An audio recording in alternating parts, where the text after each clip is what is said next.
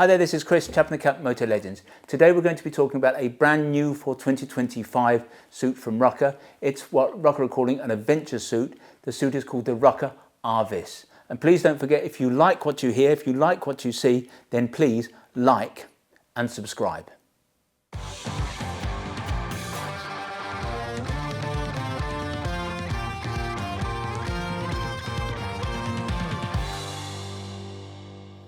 The Rukka R-Viss has been built as a replacement for the now discontinued Rimo-R suit. Now the original Rimo-R though was a totally different proposition.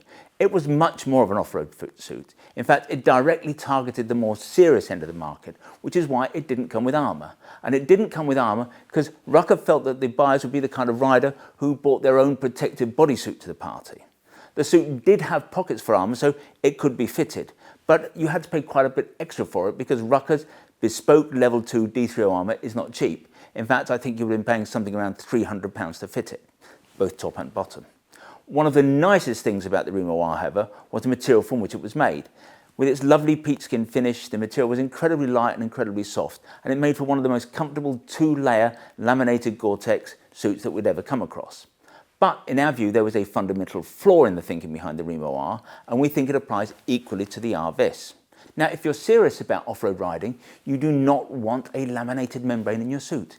It does not make sense. Not of course that Rukka is alone here. Klim too produces suits for off-road riding that come with membranes. In fact, the American brand has made that somewhat of a trademark of theirs. But we just don't see it. Membranes are great for the wet and the cold. For the hot and the dry, well, I've got to say, not so much. Anyway, the new R-Viss comes with armour fitted, and that's because Rukka realised that they don't really reach the hardcore off-road rider. In fact, those who saw the Rimo-R in the shops didn't understand it, and so they just didn't buy it. Rukka realised and understood that a rethink was required. And on one level, therefore, the R-Viss is, in Rukka's eyes, just the Rimo-R with armour fitted. And I suppose you could say that it kind of is. But we see it potentially as just a lighter weight version of the 3-layer laminated Explore R suit. And in our view, the Explore R is little more than a commuting suit dressed up to look like an adventure one. So what exactly is the R-Viss? Well, we'll loop back and discuss this a little bit later.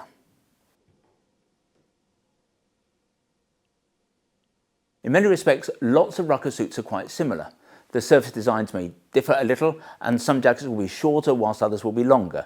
But Rukka has a set repertoire of fabrics, materials, technologies and features that they employ dependent upon the nature of the suit in question, and I suppose dependent upon the price point. So let's go through what has been incorporated into the R-Viss from Rukka's box of tricks. Well, the outer chassis is a 2-layer laminated membrane supplied by Gore. What we don't know is what the weight of the fabric is, but we think that the nearest equivalent would be something like a 750 denier cordura. Now, Rukka works almost exclusively with Gore, and that's understandable because Gore's membranes deliver both the highest waterproofing and breathability scores. Now, 3-layer membranes, according to Gore, are meant to be a little bit more breathable. They are also meant to be more robust because the 3rd layer, which is on the inside, actually protects the membrane. But we think that for most people, 2-layer membranes are better.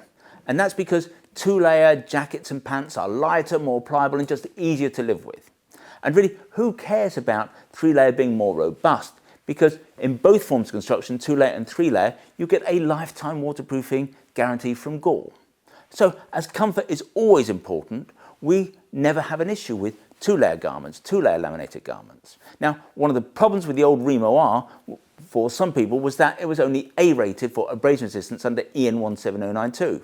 But for us, given that that outfit was explicitly aimed at off-road riding, where abrasion resistance is nowhere near as important, we didn't think that the A rating was particularly important. Nevertheless, Rukka has ensured that the R-Viss is AA rated. And they've done this by adding 500 denier cordura panels to the higher risk zone 1 areas on the shoulders and the elbows. You get neoprene lining the collar for comfort, but what the neoprene does, it also catches the rain as it comes down the helmet and tries to enter the jacket. Now there's a Gore-Tex storm collar that tucks into the neck collar of the jacket, and apparently that's the way it's done to combat the worldwide epidemic in storm collar kidnapping. Personally, I have to say, we would, in the interest of comfort, prefer to see a detachable storm collar. Now, as a concession to riding comfort, you get concertina banding that runs behind the shoulders. And what this does, it helps as you bring your arms forward and put them on the bars.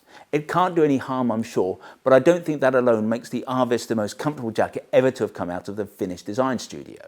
Now, venting is pretty much standard fare for Rukka. You get 2 vents on the chest, you get 2 vents on the biceps, 2 full-length zips that run up the flanks, and you get 2 exhaust vents on the back. The venting is direct to body, and as there's no outlast lining in this jacket, I think the R-Viss is going to vent much better than some Rukka jackets. In terms of pockets, you get 2 side entry pockets on the outside of the jacket, and you get 2 Napoleon pockets inside the jacket.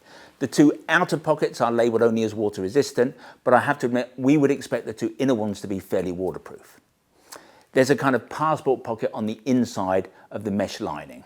Finally, you also get a large mat pocket on the back that is also designed to take a 1.5 litre bladder.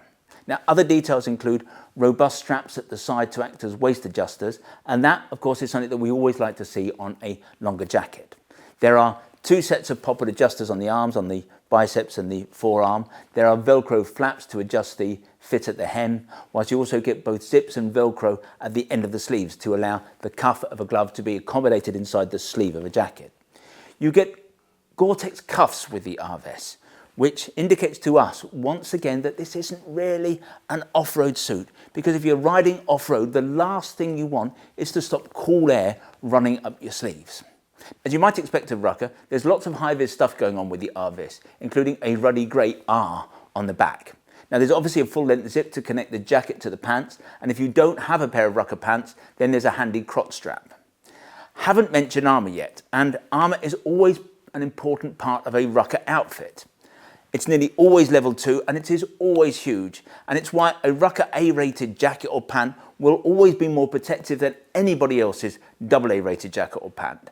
And it's why there's really nothing more protective than a Rukka AA rated suit, which is why it really annoys us that the R-Viss doesn't come with a back protector. You simply can't go out there telling everybody how important protection is to the brand and then play silly buggers by removing the back protector in order, I suppose, to hit a lower price point. We simply find it disingenuous. Just tell the marketing people to stay out of it. One buys a Rukka jacket believing it to be a high-end protective garment, so supply it with a back protector, because without a back protector, a Rukka jacket won't do what a Rukka jacket is supposed to do. Another piece of armour that you don't get with the R-Viss, but I have to say we wouldn't necessarily expect it to come with one, is a chest protector. The jacket, though, is set up with zips to take one. What the jacket also doesn't come with is any kind of thermal liner, but increasingly that is simply not an issue for us, especially at this end of the market where most people will have their own thermal solution, be that something in merino, something that is filled with down, or even something that connects to the bike. And anyway, the standard liners that come with most jackets, even most Rukka jackets, are not always up to much. Anyway, let's now take a look at the pants.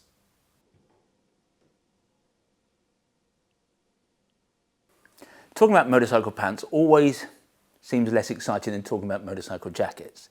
The jackets set the tone for a suit. A jacket defines the aesthetic. What the jacket protects in some ways is more vital than what the pants protect, and the jacket is the important half when it comes to ensuring that you stay warm, you stay dry, and you stay cool when you're riding the bike. To an extent, I suppose the legs just come along for the ride. Of course, the pants are still important. They're usually, let's face it, just a little bit less interesting. We spoke before about the menu of features that Rukka has at its disposal when putting a jacket or pant together. So first, let's go through the things that the Arvis pants have that you'd find on many other Rukka pants. Well, as with the jacket, you get a 2-layer Gore-Tex laminated membrane, so you're not going to experience any wetting out, and you're going to get waterproofing that is guaranteed for life. In the hips and the knees, you get the same huge level 2 armour that is made exclusively by D3O for the Finnish brand. Now, to hit the AA mark under EN 17092, the pants feature Cordura 500 overlays on the hips and the knees in the same way that they were applied to the elbows and shoulders on the jacket. You get Rukka's air cushion and anti-glide systems in the seat. You get leather panels running all the way up the insides of the legs. And they are there to protect against the heat, supposedly from a high level exhaust, but also to give you better purchase on the tank if you are riding off-road. As the Arvis has adventure in its horizons, you get 2 large cargo pockets on the front. You also get a small zip pocket for, I don't know, chains and stuff. The thigh vents are both incoming and outgoing. The double waist adjusters at the waist are simply stronger and more useful than those you get with almost any other motorcycle pant. And the elasticated waistband also helps to find the right setting. What you don't get with the Arvis pants is braces. And frankly, you really need them when you've got a pant with armour that is this big and heavy. So once again, Rukka, please stop messing about. It's not big and it's not clever. It's just annoying and it wastes a lot of everybody's time. All of your pants should come as standard with braces. Now, there's a tiny little bit of concertina banding in the rear at the waist, and what that does, it serves to ease pressure on the jacket when you lean forward over the bars. But there are no stretch panels elsewhere on the pant, not even in the crotch, and that, I've got to say, is unusual for a Rukka pant. Clearly the thinking here was that the pants have a baggier and looser fit, more of an off-road fit, so a stretch component was not considered so important. And I suppose this comes back to the question as to who the Arvis is aimed at. Now, the pants do have a wider leg, designed to accommodate even the largest off-road boots. So this would suggest that even though we don't see the Arvis as a serious off-road suit, Rukka designed the pants very much with proper adventure riding in mind. As with the jacket, there's lots of high-vis stuff going on. You also get obviously the matching zip for connecting the two halves together. What you don't get, and what we wouldn't expect perhaps, is any kind of thermal lining. But what you do get are 3 different leg lengths.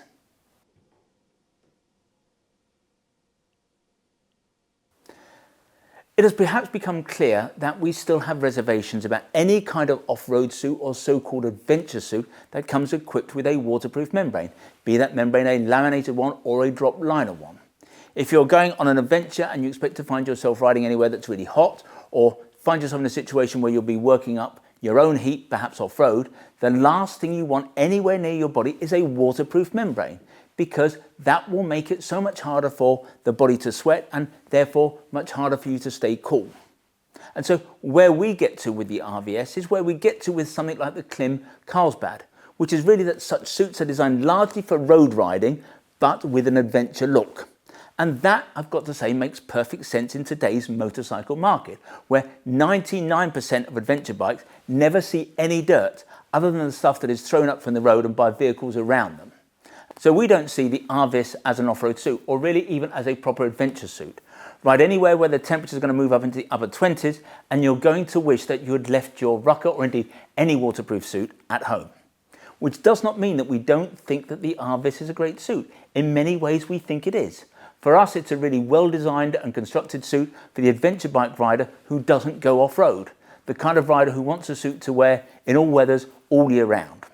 Now, even though the Explorer R is a better spec suit, we would go for the Arvis over the Explorer R any day of the week. Not because the Arvis is less expensive, which it is, but because we think it's going to be nicer to wear. Of course, there are a couple of things that do not act in favour of the Arvis in this particular arena.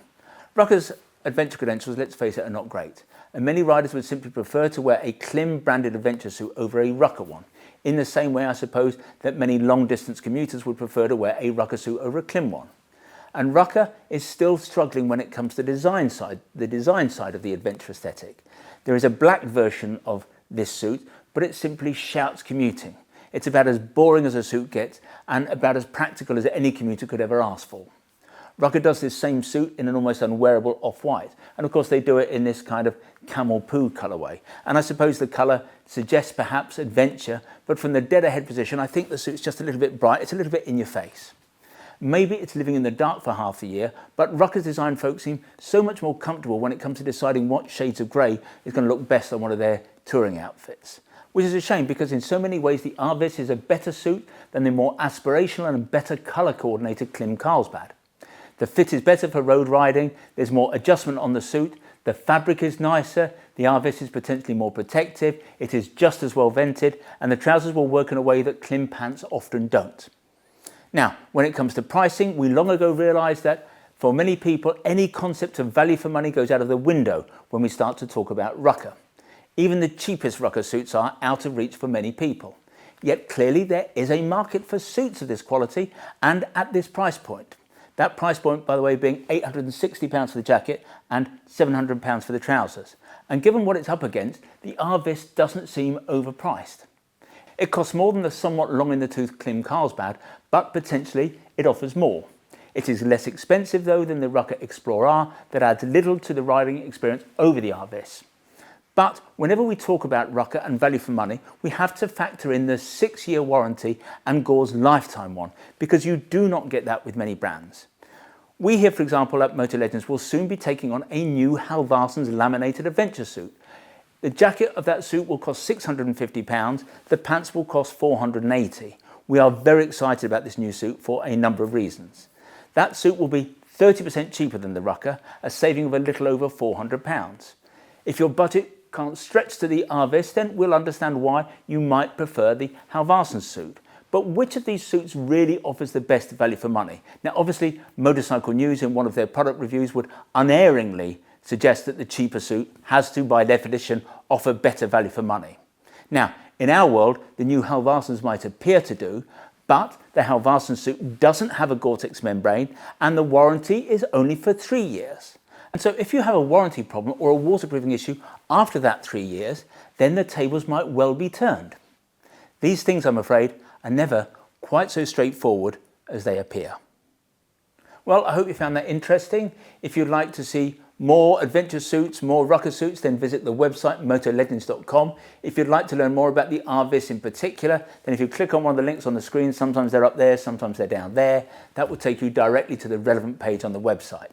Now when you're there, you can check out the spec in more detail, you can check on availability, and obviously if you want to buy the suit, you can do that there and then.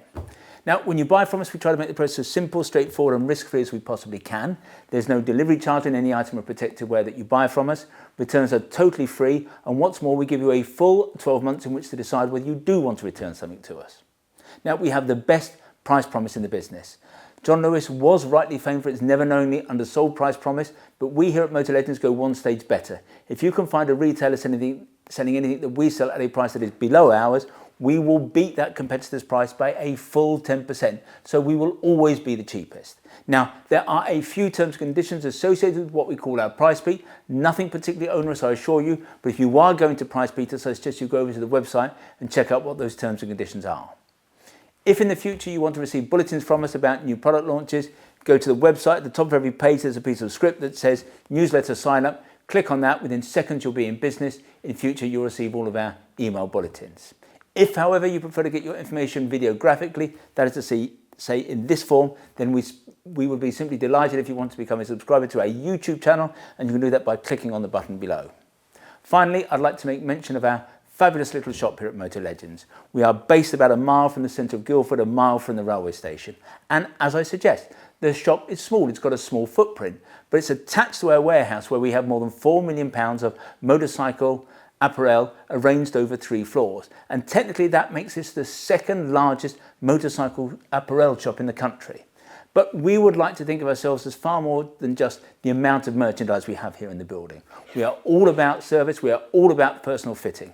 If you want to check us out, visit Trustpilot. We have the highest 5-star ranking in the business. And when you come to see us, we'll serve you only the finest Italian illy coffee, or we'll serve you proper Yorkshire tea in a proper teapot. And who knows, if you're lucky, you might even get to sample one of our delicious motorcycle-shaped shortbread biscuits. Anyway, this has been Chris. I hope to talk to you again soon.